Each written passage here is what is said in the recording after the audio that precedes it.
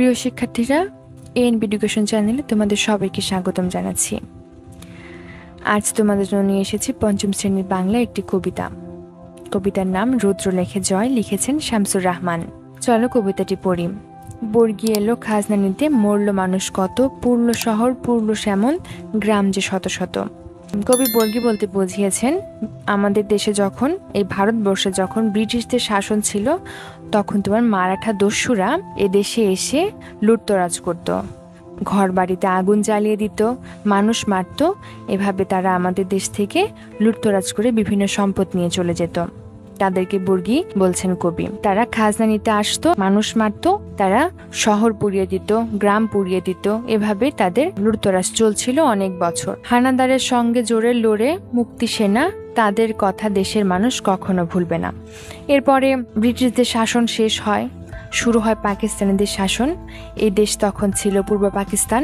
পাকিস্তানের পশ্চিম পাকিস্তানিরা এই পূর্ব পাকিস্তানকে শাসন করতে শুরু করে এবং আমরা বাঙালিরা তাদের কাছে শোষিত হতে থাকি। সেই শোষণের জের ধরেই এদেশে স্বাধীনতা যুদ্ধের সৃষ্টি হয়, স্বাধীনতা যুদ্ধের উত্থান হয়। স্বাধীনতা যুদ্ধ হয় 1971 সালে এবং সেই যুদ্ধে হানাদারদের বিরুদ্ধে লড়াই করে আমাদের দেশেরই দামাল ছেলেরা, যাদের বলা হচ্ছে মুক্তি সেনা। তাদের কথা এদেশের মানুষ কখনো ভুলবে না। তাদের যে অবদান এই যুদ্ধের পেছনে, এই স্বাধীন রাষ্ট্রের পেছনে, সেই অবদান কখনোই এদেশের মানুষ ভুলবে না। আবার দেখি নীল আকাশে পায়রা মেলে পাখা। কবি আবার বলছেন যে যখন আকাশে, নীল আকাশে পায়রা দেখেন, তখন তিনি বুঝেন বা ধারণা করেন যে শান্তি আসছে দেশে, কারণ পায়রা হচ্ছে শান্তির প্রতীক। মা হয়ে যায় দেশের মাটি, তার বুকেতেই থাকা। তখন সেই দামাল ছেলেদের কাছে, মুক্তি সেনাদের কাছে এই মা আর দেশের মাটি একই মনে হয়েছিল। দেশের মাটিকে মায়ের মতো গুরুত্বপূর্ণ মনে হয়েছিল বলেই কিন্তু তারা নিজের রক্ত দিয়ে যুদ্ধ করেছে, জীবন দিয়ে যুদ্ধ করেছে এবং তার বুকেতেই থাকা, তার বুকেতেই মৃত্যুবরণ করাকে সুখ বলে, শান্তি বলে মেনে নিয়েছিল তারা। কাল যেখানে আধার ছিল আজ সেখানে আলো, কাল যেখানে মন্দ ছিল আজ সেখানে ভালো। পাকিস্তানিদের শোষণে জর্জরিত হয়ে আমরা যে পরাজয়ের মধ্যে ছিলাম, সেখানে ছিল শুধুই অন্ধকার, আজ সেখানে আলো। এখন আমরা স্বাধীন হয়েছি, আমাদের এই স্বাধীন রাষ্ট্রে শুধুই আমাদের জন্য আলো আছে। কাল যেখানে মন্দ ছিল আজ সেখানে ভালো।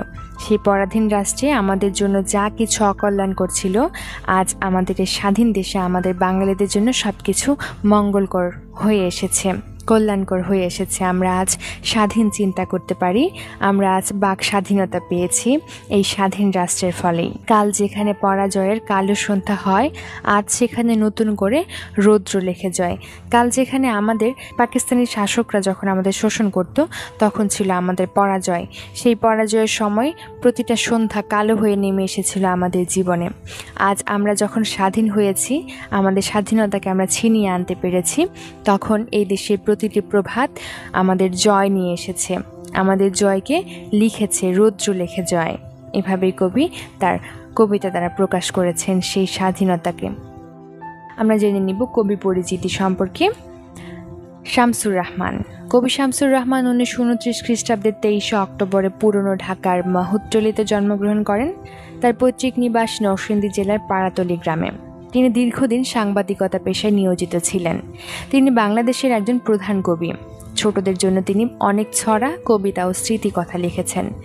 এলাটিন বেলাটিন, ধান ভানলে কুড়ো দেব, স্মৃতির শহর ঢাকা ইত্যাদি ছোটদের জন্য লেখা তার বিখ্যাত বই। তিনি 2006 সালে 17 আগস্ট ঢাকায় মৃত্যুবরণ করেন।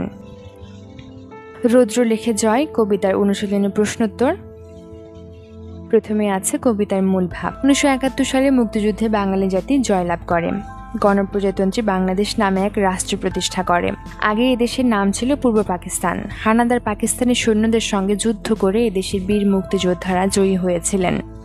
এই কবিতায় পাকিস্তানিদের অত্যাচারের কথা বলা হয়েছে, তাদের বিরুদ্ধে কেন এদেশের সন্তানেরা সংগ্রাম করেছিল সে কথা বলা হয়েছে। 2 শব্দগুলো পাঠ থেকে খুঁজে বের করি এবং অর্থ বলি। বর্গি, মারাঠা দস্যু, হানাদার, আক্রমণকারী, খাজনা, কর বা ট্যাক্স। 3 ঘরের ভিতরে শব্দগুলো খালি জায়গায় বসিয়ে বাক্য তৈরি করি। ক, সরকারকে খাজনা দেওয়া সকল নাগরিকের কর্তব্য। খ, বহু পূর্বে বাংলায় বর্গী এসে হানা দিত, মানুষ মারত, ধন সম্পদ লুট করত। গ, হানাদারদের পরাজিত করে মুক্তিযোদ্ধারা এই দেশকে স্বাধীন করেছিলেন। 4, নিচের কথাগুলো বুঝে নেই। বর্গী এলো খাজনা নিতে, মরল মানুষ কত। খাজনা নিতে অর্থ লুটতরাজ করত। বর্গীরা বাংলাদেশে এসে মানুষ মেরে ঘর বাড়ি জ্বালিয়ে পুড়িয়ে বাঙালির ধন সম্পদ নিয়ে পালিয়ে যেত। খ, তাদের কথা দেশের মানুষ কখনো ভুলবে না। মুক্তিযোদ্ধাদের কথা মানুষ কখনো ভুলবে না, কারণ তারাই হানাদার পাকিস্তানিদের সঙ্গে যুদ্ধ করে তাদের এদেশ থেকে তাড়িয়েছেন।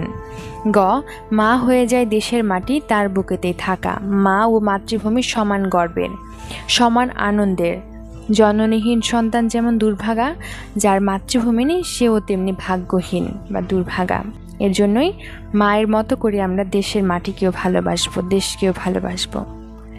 5, প্রশ্নগুলোর উত্তর মুখে বলিও লিখি। প্রশ্ন ক, বর্গী কারা, তারা কি করেছিল? মারাঠা দস্যুদের কি বর্গী বলা হয়? বর্গীরা বাংলার ধন সম্পদের লোভে এদেশে আক্রমণ করত। এদেশের মানুষ মেরে ঘর বাড়ি জ্বালিয়ে বাঙালির ধন সম্পদ নিয়ে তারা পালিয়ে যেত। খ, হানাদারদের কথা মানুষ কেন ভুলবে না? হানাদারদের কথা মানুষ কখনো ভুলবে না, কারণ তারা এদেশের নিরীহ মানুষদের নির্বিচারে হত্যা করত। এদেশের শহর ও শত শত সবুজ শ্যামল গ্রাম পুড়িয়ে দিত। এদেশের সব ধন সম্পদ তারা লুণ্ঠন করে নিয়ে যেত। তাই মানুষ হানাদারদের কথা কখনো ভুলবে না।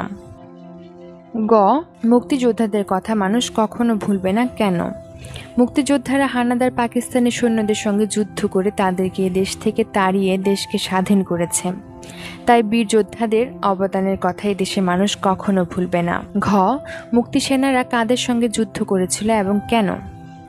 মুক্তিসেনারা হানাদার পাকিস্তানিদের সঙ্গে যুদ্ধ করেছিল, কারণ হানাদার পাকিস্তানিরা মারাঠা দস্যু বা বর্গীদের মতোই এদেশের মানুষ মেরে তাদের ঘর বাড়ি জ্বালিয়ে পুড়িয়ে দিয়েছে। তাই তাদের অত্যাচারের বিরুদ্ধে মুক্তিসেনারা যুদ্ধে তাদেরকে পরাজিত করে দেশকে শত্রুমুক্ত করেছে। ওম, কাল যেখানে আধার ছিল আজ সেখানে আলো কথাটি ব্যাখ্যা করি। পাকিস্তানিদের অত্যাচার থেকে মুক্তি লাভ করে এক সময় এ দেশে শান্তি প্রতিষ্ঠিত হয়। এ বিষয়টি বলা হয়েছে কবিতাটির মাধ্যমে। বর্গীরা এই দেশের মানুষের উপর নানাভাবে নির্যাতন চালায়। তারা যাওয়ার পর পাকিস্তানি হানাদারদের অত্যাচার শুরু হয়। 1971 সালের যুদ্ধে এদেশের মুক্তিযোদ্ধারা পাকিস্তানি হানাদার বাহিনীকে পরাজিত করে এদেশকে শত্রুমুক্ত করে। ফলে এদেশের বুক থেকে কালো ছায়া সরে গিয়ে আলোকিত দিনের সূচনা ঘটে। 6, বিপরীত শব্দ জেনে নেই। খালি জায়গায় ঠিক শব্দ বসিয়ে বাক্য তৈরি করি। ক, বিশ্বকাপ ফুটবলে নিজ দলের জয় দেখে ছেলেটি আনন্দে নেচে উঠল। খ, 21শে ফেব্রুয়ারি আমরা কালো ব্যাজ পরে শহীদ মিনারে যাই। গ, সন্ধ্যা হওয়ার আগে আমরা বাড়ি পৌঁছে যাব। ঘ, আধার নামলে ঘন জঙ্গলের মধ্যে কিছুই দেখা যায় না। ওম, মন্দ ছেলের সঙ্গ ত্যাগ করাই উত্তম। 7, কবিতাটি আবৃত্তি করি ও না দেখে লিখি। অবশ্যই তোমরা কবিতাটি আবৃত্তি করা শিখবে। 8, কর্ম অনুশীলন। পাঠ্য বইয়ের বাইরের কোনো কবিতা বা ছড়া পড়ে তা শ্রেণীতে আবৃত্তি করি। পাঠ্য বইয়ের বাইরে তোমরা যে কবিতা বা ছড়া জানো তোমরা শিক্ষকের সামনে এবং সহপাঠীদের সামনে আবৃত্তি করে শোনাবে। এতে তোমাদের আবৃত্তি চর্চা আরো ভালো হবে। আজ এ পর্যন্তই। ধন্যবাদ সবাইকে।